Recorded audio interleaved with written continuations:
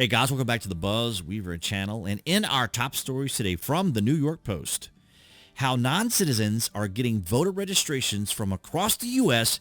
and how Republicans are trying to stop it. Now, don't you find it fascinating that the Democrats who keep talking about protecting democracy are allowing this to happen? Isn't it amazing to me that these are the same people that say that no one is above the law? But as we learn about this, we're also learning, breaking, the Department of Justice will not prosecute A.G. Garland, Attorney General Merrick Garland, for contempt for refusal to turn over audio from Biden's interview with Special Counsel Robert Hur. But see, they're not, they're not above, no one's above the law unless it's the law, unless they are the law. Here's Joe Biden saying that defying congressional subpoenas means you should be prosecuted. All congressional subpoenas are equal, but some congressional subpoenas are more equal than others, apparently. But see, when you're in control, when you control the institutions, when you control the culture, you can do whatever you want. And it's becoming absolutely extraordinarily painful sometimes to talk to you guys about this, because I know you guys understand this, and this is why here on the BuzWeaver channel, we take the difficult, we take the complicated, we take tumult, we take the confusion, and we basically take what the media says, the mainstream legacy media, the government-controlled operative media, and we try to break it down in a way that everyone can understand it, because the media isn't going to tell you these things. It's absolutely extraordinary. So here it is from the New York Post. Welfare offices and other agencies in 49 U.S. states are providing voter registration forms to migrants without requiring proof of citizenship, leading Republicans and conservatives to call for swift federal action to stop the handouts. I don't see Michael Johnson doing very much at all. He's not done very much at all as the speaker, and it's just disappointing. It's absolutely disappointing because the establishment uniparty is doing and getting away with anything and everything they want to. Every state but Arizona, which recently passed a law barring the practice on states but not federal forms, gives applicants for either welfare benefits, driver's licenses, or in some cases, mail-in ballots, voter registration forms without demanding proof of citizenship.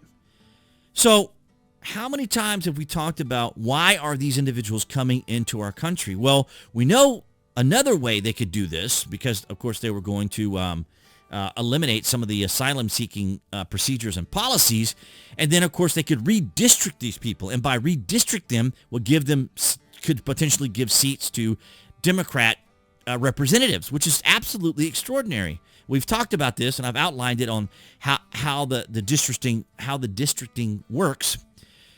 There is currently no requirements on federal voting forms to provide proof of U.S. citizenship, though it is illegal to falsely claim one is a citizen or a non-citizen to cast a ballot in a federal election. Now imagine, they usually find out or usually discover this after the fact. And that's the problem, because the establishment uniparty changed the rules for universal mail-in ballots and ballot harvesting, changed the laws, the Constitution there in Pennsylvania, for them to be able to do their massive universal mail-in ballot scheme that they had. I'm not saying it was illegal. I'm not saying it was rigged. I'm simply saying that they took advantage of a situation by changing laws, changing policies, and then it just so happened that COVID came around, which just punctuated it for them. It was like a godsend, lightning from the sky for the Democrats. Well, we read on. But millions of migrants with humanitarian parole, refugees, or asylum status are eligible for benefits that would bring them to the offices where voter registration takes place. It's absolutely stunning to me. The National Voter Registration Act of 1993 ordered states to register voters at the Department of Motor Vehicles, or the DMV, and agencies where Americans apply for public benefits.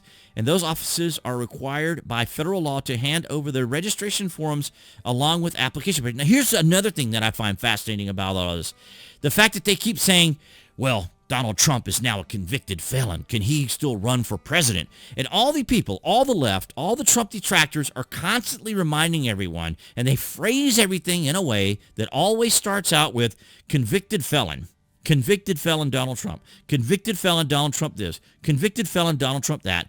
And the media tries to, as we've talked about, they frame their work, or they frame their articles, they frame the idea and the concept, not all of them, but the establishment is telling them to do this. And so people think that Trump is not legitimate or is able to run for president and or even become president, and they will always hang that over his head until, of course, he gets his appeal. And here's Michael Johnson here, who's not done very much as Speaker of the House, and it's really disappointing. But the idea that migrants will be able to register to vote does not surprise me at all, considering that the Democrats and the establishment will do anything for votes, because ultimately when it comes to Democrats, it's all about getting those votes, getting that paper, getting people to vote, getting people out there active, and getting those votes that they need. I don't know how effective it's going to be. I don't know how successful they're going to be this year or in 2024 in November, but everything is looking like things are going towards Trump. Now, as I've said, it's always important to keep in mind here that the establishment also uses a lot of that positivity of Donald Trump to lull people into a false sense of security, into believing that he's going to win and you don't have to go out and vote. But I say go and vote.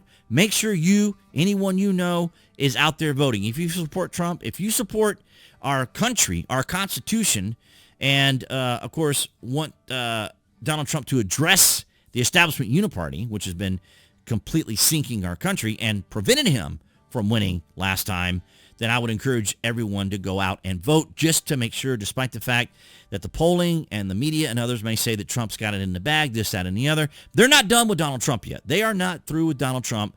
The establishment uniparty has not launched all its salvos. I don't know the total impact of this.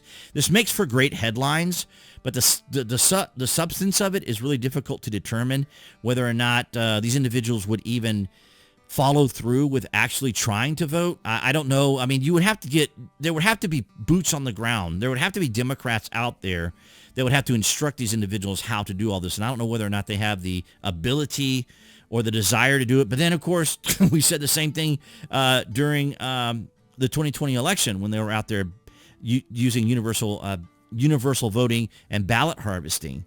So very interesting. Yet another situation and circumstance where the Democrats can leverage and utilize the immigrants that are here in our country. So I don't know what the extent of that is going to be, because, of course, even the media doesn't go into very much of the details, but I'll try to keep up with it, see what's going on. I don't know if it's going to really impact us here. Usually these things, if they do happen, they typically won't happen within the same year. In other words, like if this were to happen, like the registration and so forth, these individuals will not be able to vote probably until the next election in 2028 or another time. But I'm going to keep an eye on it, see what's going on. But I thought it was just fascinating. I do want to thank all you guys across New Tech, as well as everyone here on YouTube. We've just been, thank you so much for your support. It's been amazing in 2024. So I appreciate it all. And of course, below the video, you can find the various social media links that I belong to. So utilize that if you want to follow me across social media. And of course, affiliate marketing always helps out the channel. But of course, your likes and your shares and your comments help out the channel as well. But appearing there on the screen, for all you guys watching on YouTube, that would be the channel icon. You guys can click on that to subscribe, as well as select notification, that we know as content here on the channel. And I'll see all you guys in the next video.